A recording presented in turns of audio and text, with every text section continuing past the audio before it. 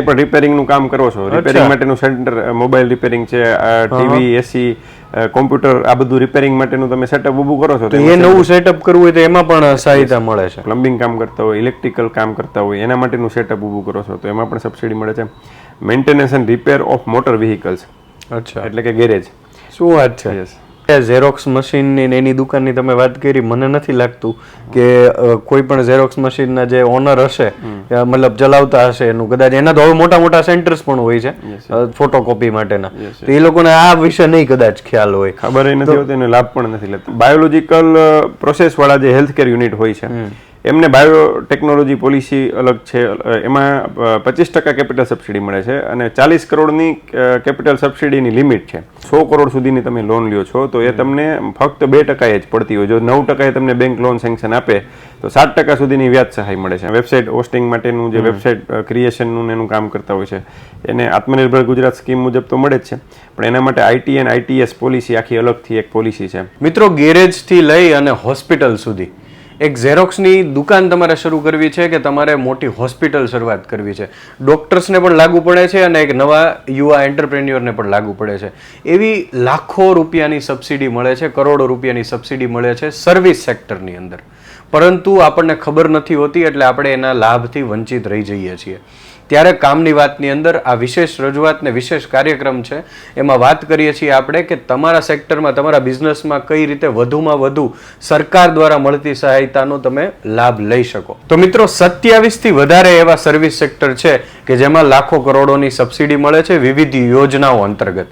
તો આજે કામની વાતમાં એની વાત કરીએ અને વાત કરીએ વાત ગુજરાતી પર. તો મિત્રો, કામની વાતની અંદર રાજેશભાઈ સવાની આપણી સાથે જોડાઈ ગયા છે.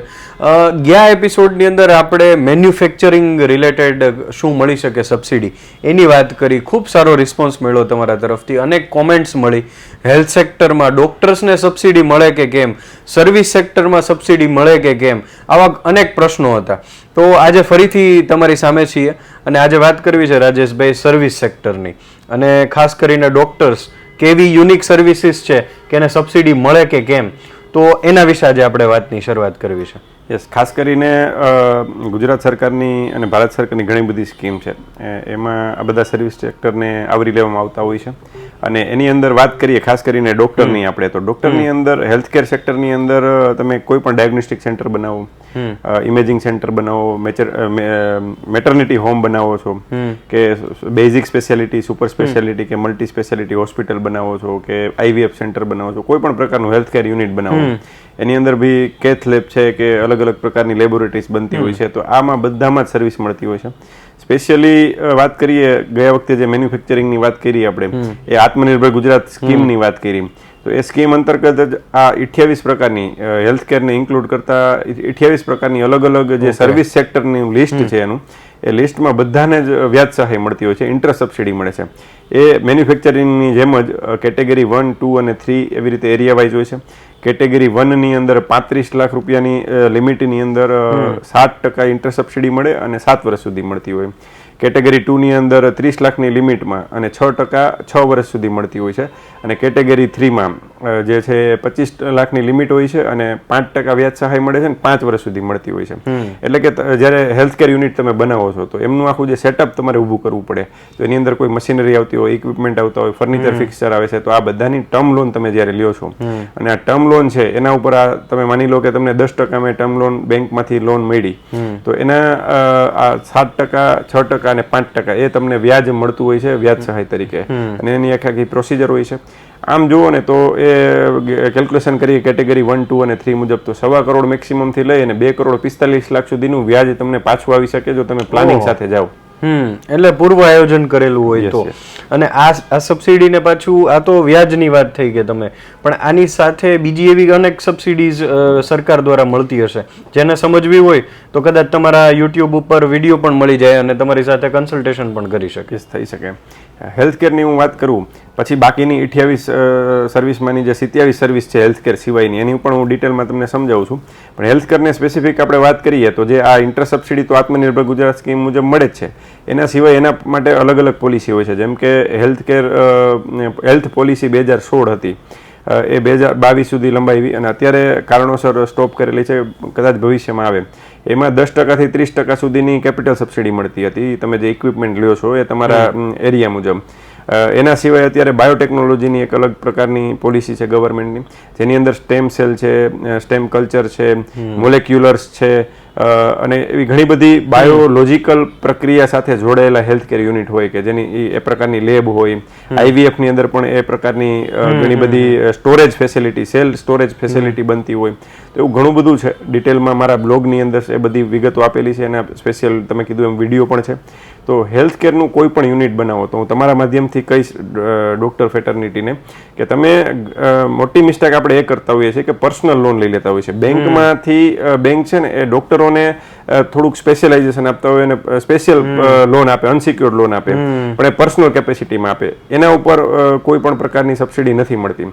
ખાસ કરીને તમે જ્યારે નવું આ હેલ્થકેર યુનિટ બનાવો છો ત્યારે આ હેલ્થકેર યુનિટ ના નામનું નવું રજિસ્ટ્રેશન, નવું ઉદ્યોગ આધાર, જો GST લાગુ પડતું હોય તો GST સર્ટિફિકેશન છે એ, અને એને રિલેટેડ જે કંઈ છે એ કરવું પડતું હોય છે. ખાસ કરીને આ બધું તમે કરો છો તો નવા યુનિટ ઉપર તમે જે કંઈ ટર્મ લોન લ્યો છો એને મેં અગાઉ કીધું એમ 7%, 6% અને 5% જેવી વ્યાજ સહાય મળે છે. મેક્સિમમ તમને 25 લાખ, 30 લાખ અને 35 લાખ યરલી લિમિટ છે, વાર્ષિક લિમિટ છે. આવું 5 વર્ષ, 6 વર્ષ અને 7 વર્ષ સુધી મળતું હોય છે. એવું ઘણું બધું હોય છે. આ ટાઈપના બાયોલોજીકલ પ્રોસેસવાળા જે હેલ્થકેર યુનિટ હોય છે એમને બાયોટેકનોલોજી પોલિસી અલગ છે. એમાં 25% કેપિટલ સબસિડી મળે છે અને 40 કરોડની કેપિટલ સબસિડીની લિમિટ છે. એટલે સ્ટેમ સેલ્સ તમે સાંભળેલું હોય કે બાળક જન્મે છે ત્યારે એમની નાભી જે હોય છે ને કટ થતી હોય એને સ્ટોર કરવામાં આવે છે. તો આ ટાઈપની વાત થઈ, અથવા તો આને રિલેટેડ ઘણું બધું બાયોલોજીકલ આખો એક સબ્જેક્ટ છે. તો એની અંદર કોઈ પણ યુનિટ આપણે બનાવી છે તો 25% કેપિટલ સબસિડી અપ ટુ 40 કરોડની કેપિટલ સબસિડી. એના સિવાય એમાં 7% ઇન્ટરેસ્ટ સબસિડી મળે છે. એટલે તમને હું કહું 100 કરોડ સુધીની તમે લોન લ્યો છો તો એ તમને ફક્ત 2% જ પડતી હોય. જો 9% તમને બેંક લોન સેન્કશન આપે તો 7% સુધીની વ્યાજ સહાય મળે છે. અને 100 કરોડ ઉપરથી તમે જે લોન લ્યો છો, માની લો કે 120 કરોડની લોન લીધી તો ઉપરના 20 કરોડ છે એ 3% એમાં સબસિડી મળતી હોય છે. એવી રીતે કેલ્ક્યુલેશન થતું હોય. એટલે ખૂબ મોટી સબસિડી હેલ્થકેર માટે આમાં છે. સ્પેશિયલી આ હેલ્થકેર માટેની વાત છે, બધા સર્વિસીસમાં નથી લાગુ પડતી. બાયોલોજીકલ વાત કરી એના ઉપરની વાત છે. તો આ ટાઈપની અને એના સિવાયની બીજી 5-6 સબસિડી એ જ પોલિસીની અંદર મળે છે. તો ઘણી બધી સબસિડી અલગ અલગ સર્વિસને મળે છે. તો જે વાત કરીએ છીએ એવી રીતે બાકીની 27 કઈ સર્વિસીસ છે હું તમને જો લિસ્ટ સમજાવું છું. ખાસ કરીને જ્યારે logistic facility such as container freight station operator, એટલે કન્ટેનર સ્ટેશન ઓપરેટર તરીકે તમે જે સેટઅપ ઊભું કરો છો તો એમાં તમને મળે છે. કોલ્ડ સ્ટોરેજ વેરહાઉસની જે સર્વિસીસ આપતા હોય છે એમાં પણ વ્યાજ સહાય મળે છે. આ જે સર્વિસીસ, જે 27 સર્વિસીસ છે એને મેં અગાઉ કીધું એવી રીતે કેટેગરી 1, 2, 3 મુજબ 7%, 6% અને 5%, 7 વર્ષ, 6 વર્ષ અને 5 વર્ષ સુધી 35 લાખ, 30 લાખ અને 25 લાખની લિમિટમાં આ બધી જ સર્વિસીસને ઇન્ટરેસ્ટ સબસિડી મળે છે. ખાસ કરીને ઇન્ટરેસ્ટ સબસિડી કેવી રીતે અને એનું જે સિટી પ્રમાણે જે એના કેલ્ક્યુલેશન છે એ તમે લિંક આની પહેલાના વિડીયોમાં પણ કીધું હતું અને મૂકેલી હતી આપણે. કેટેગરીમાં તમારો તાલુકો કયા કેટેગરીમાં આવે છે એના માટે આપણે ડિસ્ક્રિપ્શનમાં લિંક મૂકી શકશો. એ મારી વેબસાઇટ ઉપર બ્લોગ પણ છે અને એ તમે મારા વિડીયો એમાં એ બ્લોગની અંદર મારો યુટ્યુબ વિડીયો પણ છે, એટલે એમને ડિટેલમાં સમજાવી પણ શકાશે. તો ખાસ કરીને મટીરિયલ ટેસ્ટિંગ સેન્ટર હોય, ઘણી વખત આપણે મટીરિયલ ટેસ્ટિંગ કરાવતા હોય તો એનું સેન્ટર બનાવો છો તો એ પણ એક જાતની સર્વિસ થઈ, એમાં પણ સબસિડી મળે છે. Startup and incubation centre, hallmark certification centre હોય છે. આપણે કોઈ પણ ગોલ્ડ લઈએ તો એમાં હોલમાર્ક લગાડે, તો એ ટાઈપનું સેન્ટર તમે બનાવો છો તો એમાં પણ સર્વિસ તરીકે નોમિનેટેડ છે અને એની અંદર વ્યાજ સહાય મળે છે. Technical testing and analysis servicing, maintenance and repair of machineries and equipments, એટલે તમે કોઈ મશીનરી ઇક્વિપમેન્ટનું રિપેરિંગનું કામ કરો છો એ ટાઈપનું સેટઅપ ઊભું કરો છો તો એ સેટઅપ ઊભું કરવા માટે પણ તમને ખાસ કરીને આ જે સબસિડી મળતી હોય છે. આ બધી જે સર્વિસીસમાં સેટઅપની જે હું વાત કરું છું એની અંદર ખાસ કરીને તમારું કોઈ પણ મશીન તમે લ્યો છો, નવા ઇક્વિપમેન્ટ લ્યો છો કે ફર્નિચર ફિક્ચર કરો છો તો આ કરવા માટેની જે તમે ટર્મ લોન લ્યો છો એના ઉપર તમને ઇન્ટરેસ્ટ સબસિડી મળે છે. અને ખાસ નવું યુનિટ હોવું જરૂરી છે. તમે એક્ઝિસ્ટિંગ છો તો નથી મળતું, નવું યુનિટ કરો, નવું શરૂ કરો એટલે નવું એમ્પ્લોયમેન્ટ જનરેટ થાય, લોકો પોતે જ સેલ્ફ એમ્પ્લોયમેન્ટમાં આવે, પોતે જ રોજગાર મેળવવાને બદલે આપતા બને, એના માટે આ બધી સર્વિસીસમાં વ્યાજ સહાયની જે આ સ્કીમ છે, જોગવાઈ છે. આત્મનિર્ભર ગુજરાતની વાત કરીએ છીએ આપણે તો પેકેજિંગ સર્વિસ છે, maintenance and repair of utility project છે, repair of computers, communication and electronic equipment and house hold goods, એટલે આ ટાઈપનું રિપેરિંગનું કામ કરો છો. યસ.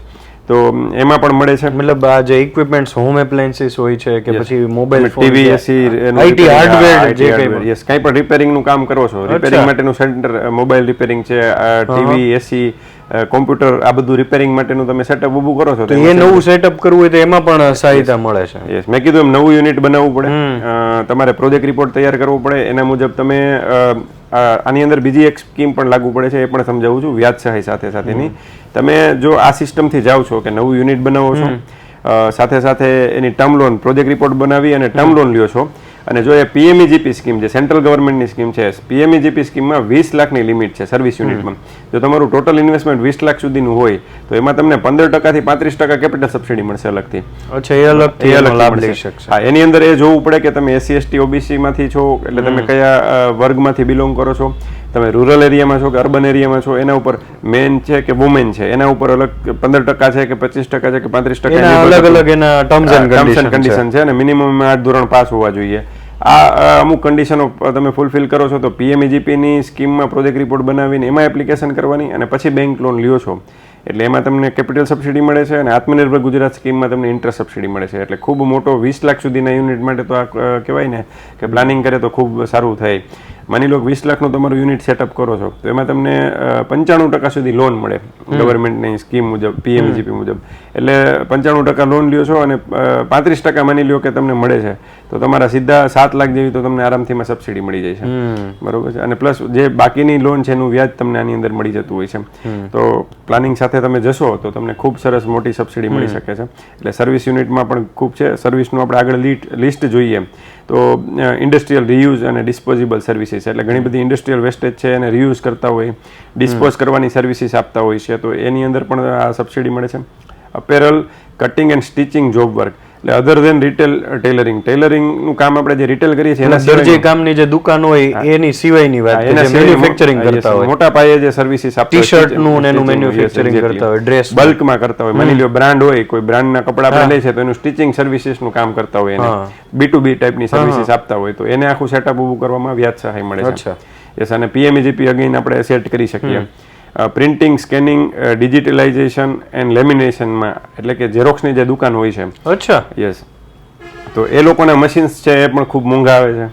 બહુ મોંઘા આવતા હશે, કારણ કે જે રીતે એ લોકોનું બધા ઓલા કલરિંગના ને બધા મોટા પાયે કરતા હોય, એ મશીન્સ લેવા માટેની અગેન મેં કીધું એમ પ્રોજેક્ટ લોન આપણે લઈ શકીએ, પીએમઈજીપી નો લાભ લઈ શકીએ, ને ઇન્ટરેસ્ટ સબસિડીનો પણ લાભ. પણ રાજેશભાઈ, ઝેરોક્સ મશીનની એની દુકાનની તમે વાત કરી, મને નથી લાગતું કે કોઈ પણ ઝેરોક્સ મશીનના જે ઓનર હશે, મતલબ ચલાવતા હશે, એનું કદાચ એના તો હવે મોટા મોટા સેન્ટર્સ પણ હોય છે ફોટોકોપી માટેના, તો એ લોકોને આ વિશે નહીં કદાચ ખ્યાલ હોય, ખબર નથી હોતી, એને લાભ પણ નથી લેતા. એટલે મિત્રો, તમે પણ આ લાભ જો ચૂકી ગયા હોય કે આ સર્વિસ સેક્ટરની જે વાત ચાલી રહી છે તો એમાં તમને એવું લાગતું હોય કે તમે પણ ક્યાંક ને ક્યાંક અથવા તો તમારા નજીકના કોઈ સગા સંબંધી કે તમારા કોઈ મિત્ર વર્તુળમાં આ સર્વિસ સેક્ટર રિલેટેડ બિઝનેસ છે, તો આ વિડીયો ખાસ એમને શેર કરજો, તો એ આ મહત્વનો જે લાભ એમને મળે છે એ મળે, એ ચૂકી ન જાય. યસ રાજેશભાઈ, આગળ કઈ છે? પછી આવી જ એક સર્વિસ છે વેબ્રિજ. તમે જોયું હશે કે આખા વાહન જે જતા હોય એનું વજન થાય આખું, માની લો કે તમે ટ્રકનું ને સ્ટીલ મંગાવો છો, એક ટ્રક આખું સ્ટીલ મંગાવો છો, સ્ટીલ ને કાંટામાં આપણે એની ચિઠ્ઠી લઈ મંગાવતા હોય કેટલા વજનનું સ્ટીલ છે, એટલે એ વેબ્રિજ જે બનતો હોય છે એ વેબ્રિજ ઉપર પણ આ જ રીતે સબસિડી મળે છે. કલર લેબમાં આ જ રીતે સબસિડી મળે છે. Steam and air conditioning supply, એટલે કે એક્સપો થતો હોય તો એમાં એર કન્ડિશનિંગ સપ્લાયનું સેટઅપ આખું હોય છે, તો એ ટાઈપનું સેટઅપ બનાવો છો તો એમાં મળે છે.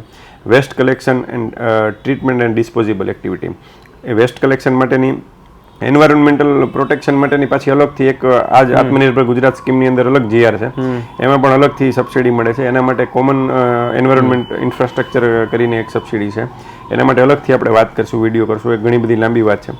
Electrical, plumbing and other installation activity, એટલે પ્લમ્બિંગ કામ કરતા હોય, ઇલેક્ટ્રિકલ કામ કરતા હોય, એના માટેનું સેટઅપ ઊભું કરો છો તો એમાં પણ સબસિડી મળે છે. Maintenance and repair of motor vehicles, અચ્છા, એટલે કે ગેરેજ. શું વાત છે? યસ, એટલે આ ટાઈપના હવે તો હાઈટેક ગેરેજ આવી હા ગયા હા છે એમાં પણ હવે ઓલી લિફ્ટ કરવા માટેના બધા ઇક્વિપમેન્ટ્સ ને એવું બધું આવી ગયું છે. તો એમનું બી સેટઅપ કોસ્ટ ખૂબ મોટી હોય છે. તો એમાં પણ જો 20 લાખ સુધી હોય તો પીએમએજીપી અને આત્મનિર્ભર અંતર્ગત વ્યાજ સહાય લઈ શકાય, અને 20 લાખથી ઉપર હોય તો ખાલી ઇન્ટર સબસિડી તો લઈ જ શકાય છે. અને હવે તો વિદ્યાર્થીઓ એન્જિનિયરિંગનું આ રીતનું સ્ટડી કર્યા પછી પોતાના પણ મોટા આ રીતના ગેરેજ ઓપન કરતા હોય છે, જેમાં અલગ અલગ સુવિધાઓ જે અદ્યતન અત્યારે આવતી હોય એ આપતા હોય છે. તો મિત્રો તમારે પણ આવી સુવિધા મતલબ જે લાભ છે સરકારનો એ લેવો હોય તો તમે આ સબસિડી ડિટેલમાં સમજી શકો છો. રાજેશભાઈની યુટ્યુબ ચેનલ પર તમે જઈને જોઈ શકો છો, એની લિંક પણ ડિસ્ક્રિપ્શનમાં છે. અને એમની સાથે તમારે અપોઇન્ટમેન્ટ બુક કરવી હોય, એમનું કન્સલ્ટેશન જોતું હોય તો પણ તમે એમની ટીમનો કોન્ટેક્ટ કરી અને એમનો સંપર્ક કરી શકો છો. યસ રાજેશ, એટલે ગેરેજમાં હવે ડિટેલિંગ સ્ટુડિયો આવી ગયા છે. હા, અને કાર બધું સ્પા ને એ બધા જ આની અંદર આ સર્વિસની અંદર કવર. અચ્છા, એને પણ મળે? હા, એ આમાં કવર થઈ જતા હોય છે. Motion pictures, video and television production, sound recording and music publication activity જે કરો છો, એટલે કે તમે આ વિડીયો બનાવી રહ્યા છો તો તમને પણ જેમાં અગાઉ આપણે વાત થઈ હતી એવી રીતે મળે છે. ઘણા બધા મ્યુઝિક ને રિલેટેડ મ્યુઝિક કમ્પોઝિશનના સ્ટુડિયો હોય છે તો એમને પણ મળે. ક્રિએટિવ ફિલ્ડ સાથે જોડાયેલા હોય ને સંગીત સાથે આગળ વધવું હોય, પોતે કરિયર બનાવવું હોય તો એ સ્ટુડિયો બનાવતા હોય છે. એમાં ઘણા બધા માઇક ને એની સિસ્ટમ ને એની ટેકનોલોજી, એનું જે સાઉન્ડ પ્રૂફ કોન્સોલ ને બધું ઘણું બધું એ લોકો ઘણું બધું હોય તો એ બધું એમાં પણ મળે. એની અંદર પણ મળે છે. Activity of internet access by the operator of the wireless and satellite infrastructure, એટલે આ ટાઈપનું વાયરલેસ સેટઅપ આખું ઊભું કરી દેતા હોય છે એવી સર્વિસીસ પણ હોય છે. વેબ હોસ્ટિંગ એક્ટિવિટીઝ, એટલે વેબસાઇટ હોસ્ટિંગ માટેનું જે વેબસાઇટ ક્રિએશનનું એનું કામ કરતા હોય છે. એને આત્મનિર્ભર ગુજરાત સ્કીમ મુજબ તો મળે જ છે, પણ એના માટે આઈટી અને આઈટીએસ પોલિસી આખી અલગથી એક પોલિસી છે જે આઈટી સેક્ટર સાથે જોડાયેલા લોકો છે એના માટે પણ આપણે ભવિષ્યમાં કદાચ એક એપિસોડ આખું કરશું કે જેમાં આઈટી સેક્ટરના લોકોને કેટલો લાભ મળે છે આપણે કહી શકીએ. Specialize design activities, fashion designing related to textile, apparels, jewellery, furniture, fashion goods, graphic designing, આ બધા જ જે ડિઝાઇનિંગના કામમાં જોડાયેલા દરેક લોકોને આ આત્મનિર્ભર ગુજરાત સ્કીમ મુજબ વ્યાજ સહાય મળે છે. અને અગેઇન 20 લાખ સુધી હોય છે તો પીએમઈજીપી એની સ્કીમ જે છે એ મળતી હોય છે. અને એના સિવાય ફાઇનાન્શિયલ સર્વિસીસ છે, એટલે કે મારું જે કામ છે ફાઇનાન્શિયલ સર્વિસીસ આપવાનું છે. ઘણા મ્યુચ્યુઅલ ફંડ કન્સલ્ટન્ટ હોય, એલઆઈસી એજન્ટ્સ હોય છે, આ બધાને પણ એમાં સબસિડી મળતી હોય છે. હેલ્થકેર સર્વિસીસની આપણે વાત કરી. ટ્રાન્સપોર્ટ એન્ડ લોજિસ્ટિક સર્વિસીસ, ખાસ કરીને આપણે છે ને ઘણીવાર શું કરતા હોય છે કે ઘણા લોકો પોતે 1 ટ્રક 2 ટ્રક એવા ટ્રક લઈ લેતા હોય છે અને ટ્રાન્સપોર્ટેશનનું કામ કરતા હોય છે. હવે એ લોકો છે ને ઇન્ડિવિજ્યુઅલ નામે લઈને ચલાવતા હોય છે અને કરતા હોય છે, પણ એને બદલે જો પ્રોજેક્ટ રિપોર્ટ બનાવે, એક ફોર્મ બનાવે, એ ફોર્મના નામે 1 થી વધારે ટ્રક કે એવી રીતે લે છે અને એના ઉપર ટર્મ લોન લે તો એમને આમાં વ્યાજ સહાય મળે છે. અને પ્રાઇવેટમાંથી મોટાભાગે મિસ્ટેક એવી કરતા હોય છે કે પ્રાઇવેટ ફંડિંગ લઈ લેતા હોય છે, પ્રાઇવેટ એનબીએફસીમાંથી લોન લઈ લેતા હોય, વ્હીકલ લોન. એને બદલે નેશનલાઇઝ બેંક કે કોઓપરેટિવ બેંકમાંથી લોન લે, 1 થી 2 ટ્રક કે જે બી એમની કેપેસિટી હોય, 50 ટ્રક હોય તો 50 ટ્રકની પણ એકસાથે લઈ શકે.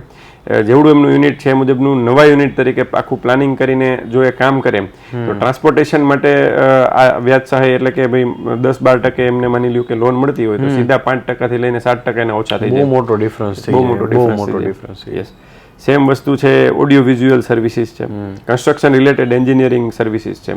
એટલે કન્સ્ટ્રક્શન રિલેટેડ હવે તમે જોવો છો ઘણી બધી હવે એમાં ઇક્વિપમેન્ટ્સ આવવા માંડ્યા છે, તો એ ઇક્વિપમેન્ટ લોકો પોતે પરચેસ કરે અને કન્સ્ટ્રક્શન સાઇડમાં સર્વિસ આપતા હોય છે, ભાડા ઉપર આપતા હોય છે ને એ બધું કામ. નવી જર્મન ટેકનોલોજી બહારની લાવે અને પછી અહીંયા પોતે જે ઇક્વિપમેન્ટ લઈ લે છે ને બિલ્ડરોને સર્વિસ તરીકે આપતા હોય, ભાડે આપતા હોય છે, એની સાઇટ ચાલે ત્યાં સુધી. તો આ બધા જ લોકોને આ બધી મશીનરી લેવા માટેની લોન લે છે અને એના ઉપર એમને ખાસ કરીને વ્યાજ સહાય મળે છે. અને મેં અગાઉ કીધું એમ એન્વાયરમેન્ટલ સર્વિસીસ, તો એન્વાયરમેન્ટ રિલેટેડ કંઈ પણ સર્વિસીસ આપે છે તો એમાં પણ એક અલગથી પોલિસી પણ છે અને ખાસ આના ઉપર પણ વ્યાજ સહાય મળે છે. તો આટલી જે મેં કીધું એવી રીતે 27 સર્વિસીસ અને હેલ્થકેર સર્વિસીસને ખૂબ મોટી સબસિડીઓ અલગ અલગ પોલિસી મુજબ મળે છે. ખાસ આત્મનિર્ભર ગુજરાત પોલિસીની અંદર જે છે વ્યાજ સહાય મળે છે. બાયોટેકનોલોજી રિલેટેડ કંઈ પણ કામ કરો છો તો એમાં 7થી વધારે સબસિડી છે. આઈટી અને આઈટીએસ કરીને આઈટી સેક્ટર માટે અલગથી પોલિસી છે આની, અને આવું ઘણું બધું છે. અને પીએમઈજીપીનો ખાસ લાભ લેવો જોઈએ. રાજેશભાઈ, આટલી બધી સર્વિસ સેક્ટર સાથે જોડાયેલી સબસિડીઝ મળે છે, આ તો એ તમે શોર્ટમાં વાત કરી.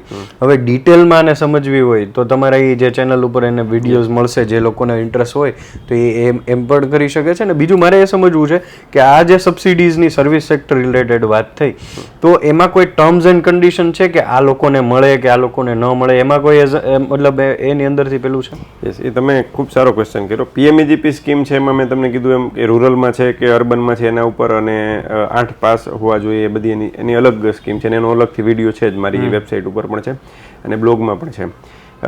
આ આત્મનિર્ભર ગુજરાત સ્કીમમાં જે ઇન્ટરેસ્ટ સબસિડીની વાત કરીએ ને, એની અંદર ખાસ કરીને જો તમે યંગ એન્ટરપ્રિન્યોર છો, એટલે કે 35 વર્ષથી તમારી એજ નાની છે અને તમે પાર્ટનરશિપ ફોર્મ હોય તો બંને જેટલા પાર્ટનર હોય બધાની એજ 35 વર્ષથી નાની હોવી જોઈએ.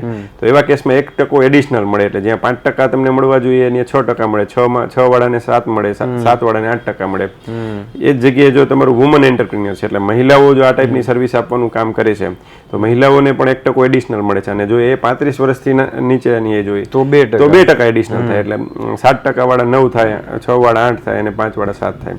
અને ખાસ કરીને આમાં એક કન્ડિશન એવી હોય છે કે તમારે મિનિમમ 2% વ્યાજ તમારે બેર કરવું પડે. ફોર એક્ઝામ્પલ, તમને 9.5% બેંકે લોન આપી અને 7% વાળા તમે એટલે કે કેટેગરી 1માં આવો છો અને તમે વુમન એ છો, 35 વર્ષથી એજ નાની છે, તો તમે 9% તો તમને સબસિડી થઈ ગઈ અને લોન જ તમારી 9.5%ની છે, તો તમને પૂરેપૂરા 9% નહીં મળે, 2% તમારે મિનિમમ. યસ, મિનિમમ તમને જે છે એ 7.5% વ્યાજ સહાય મળશે એમાં. એટલે આ એક કન્ડિશન છે. એના સિવાય તમારે 10 લોકોને મિનિમમ એમ્પ્લોયમેન્ટ આપવું પડે જ્યારે ગવર્મેન્ટ તમને સબસિડી આપતી હોય ત્યારે, તો એના એ જોવું પડે. બીજું, તમને જો જીએસટી લાગુ પડતો હોય તો તમારે જીએસટી નંબર લેવો ફરજિયાત છે. જો એક્ઝમ્પ્ટેડ છો તમે જીએસટીમાંથી, જેમ કે હેલ્થ કેર છે, એમાં ઘણા બધા છે ડોક્ટરો છે એક્ઝમ્પ્ટેડ છે, તો એમને જીએસટી લેવાની જરૂરત નથી. એના સિવાય મેં કીધું એવી રીતે કે ભાઈ તમારું આ જે છે રજિસ્ટર્ડ ઉદ્યમ આધાર તમારે લેવું પડે, એમનું ઉદ્યમ રજિસ્ટર કરવું પડે, અને જે પ્રોજેક્ટ રિપોર્ટ બનાવવું પડે, ટર્મ લોન લેવી પડે, ના કે મોર્ગેજ લોન. ઘણી વખત આ બધા સર્વિસ વાળા શું કરતા હોય કે મોર્ગેજ લોન લઈ લે, પર્સનલ લોન લઈ લે, એના ઉપરથી પછી સેટઅપ કરતા હોય છે. તો આ બધી વસ્તુઓને ધ્યાનમાં રાખીએ તો ખૂબ સારી રીતે તમને સબસિડી મળી જતી હોય છે. રાજેશભાઈ, મશીનરીઝની વાત કરીએ તો કે ઘણી વખત આ હેલ્થ સેક્ટરમાં તમે વાત કરી કે મોટા મોટા ડાયગ્નોસ્ટિક સેન્ટર હોય તો એની અંદર પણ વિદેશથી મશીનરી ઇમ્પોર્ટ થતી હોય, તો એ સેકન્ડમાં પણ ઘણી વાર ખરીદવી પડે, કારણ કે એની કિંમત જ એટલી ઊંચી હોય છે. આવા ઘણા સેક્ટરમાં સેકન્ડ હેન્ડ મશીનરીઝ યુઝ કરવાની થાય, તો એ બાબતે શું જોગવાઈ હોતી હોય છે આમાં? એમાં ખાસ કરીને જોવું એ પડે કે તમારું જે મશીન છે જે કંપનીનું હોય, એ કંપની એમનું સર્ટિફિકેટ આપતી હોય છે કે આ 10 વર્ષથી વધારેની આ મશીનની લાઈફ છે, તો એવા કેસમાં આપણે સબસિડી જે છે એ મળી જતી હોય છે. અને તમે કીધું એમ હેલ્થ કેરમાં મોટા ભાગે જે છે ડાયગ્નોસ્ટિક સેન્ટર, ઇમેજિંગ સેન્ટર છે, એમાં જર્મન બેઝ ટેકનોલોજીના ઘણા બધા યુનિટ છે, સેકન્ડ હેન્ડ જ હોય છે, એમની કિંમત ખૂબ ઓછી હોય છે, એટલે એની વાયબિલિટી ન બેસે. જો નવા યુનિટ લે તો એ મુજબનું અહીંયા એમને વર્ક ન રહેતું હોય એટલે લેતા હોય છે. પણ આ રીતે 10 વર્ષથી વધારેની લાઈફ હોય છે તો 100% એમને આ જે ઇન્ટરેસ્ટ સબસિડી છે મળી જાય છે. તો આ હતા રાજેશભાઈ કે જેમણે આજે આપણો વિષય હતો કે સર્વિસ સેક્ટરમાં અને ખાસ કરીને હેલ્થ સેક્ટરમાં કઈ રીતે સબસિડીઝ મળે છે, એનો કઈ રીતે લાભ લઈ શકાય. મિત્રો, બીજું તમને એ કહેવાનું કે જો તમે અત્યાર સુધી વિડીયો જોઈ રહ્યા છો તો તમને કોઈ એવો પ્રશ્ન છે કે તમારે કંઈ પૂછવું છે કે તમારે કોઈ વિષય ઉપર સબસિડી વિશે વધારે માહિતી જોતી છે, તમારે કોઈ વિષય ઉપર જોતો છે સ્પેશિયલ એપિસોડ, તો કોમેન્ટ કરજો, તો અમને ખ્યાલ આવશે અને તમારો ફીડબેક મળશે તો એની ઉપરથી વધારે આગળના એપિસોડનું આયોજન થઈ શકશે. આની પહેલાંનો વિડીયો જે હતો એ સ્પેશિયલી મેન્યુફેક્ચરિંગ ઉપર હતો, તો એ પણ તમને અહીંયા સ્ક્રીન ઉપર દેખાતું હશે, ત્યાં તમે એને ક્લિક કરી અને એને પણ જોઈ શકો છો. સો આવા જ વિષય સાથે કામની વાતમાં વાત કરતા રહીશું અને મળતા રહીશું વાત ગુજરાતી પર.